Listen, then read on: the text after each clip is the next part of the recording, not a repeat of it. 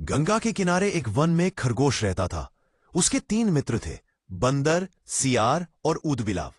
चारों ही मित्र दानवीर बनना चाहते थे। एक दिन बातचीत के क्रम में उन्होंने उपोषित के दिन परम दान का निर्णय लिया, क्योंकि उस दिन के दान का संपूर्ण फल प्राप्त होता है। ऐसी बौद्धों की अवधारणा रही है। उपोषित बौद्धों के धार्मिक महोत्सव का दिन होता है। जब उपोषित का दिन आया तो सुबह सवेरे सारे ही मित्र भोजन की तलाश में अपने अपने घरों से बाहर निकले।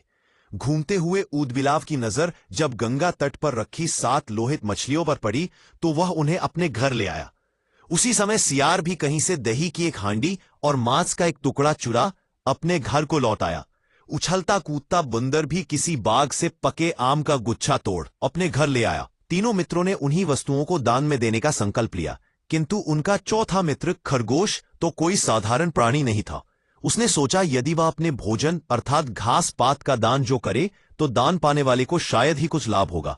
उसने उपोषित के अवसर पर याचक को परम संतुष्ट करने के उद्देश्य से स्वयं को ही दान में देने का निर्णय लिया, और उसके स्वयं के त्याग के बाद संपूर्ण ब्रह्मांड को दोलायमान करने लगा और शक के आसन को भी तप्त करने लगा।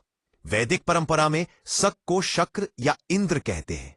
शक ने जब इस अति अलौकिक घटना का कारण जाना तो सन्यासी के रूप में वह उन चारों मित्रों की दान परायणता की परीक्षा लेने स्वयं ही उनके घरों पर पहुंचे।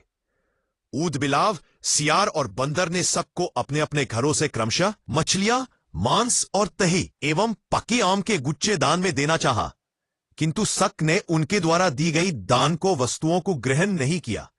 फिर वह खरगोश के पास पहुंचे और दान की याचना की। खरगोश ने दान के उपयुक्त अवसर को जान याचक को अपने संपूर्ण शरीर के मांस को अंगीठी में सेक कर देने का प्रस्ताव रखा। जब अंगीठी जलाई गई तो उसने 3 बार अपने रोमों को झटका ताकि उसके रोमों में बसे छोटे जीव आग में न जल जाएं। फिर वह बड़ी शालीनता के साथ जलती आग में कूद पड़ा। ब्रह्म उसकी दानवीरता पर स्तब्ध हो उठे।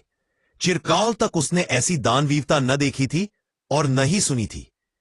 हां, आश्चर्य! आग ने खरगोश को नहीं जलाया, क्योंकि वह आग जादुई थी। शक के द्वारा किए गए परीक्षण का एक माया जाल था।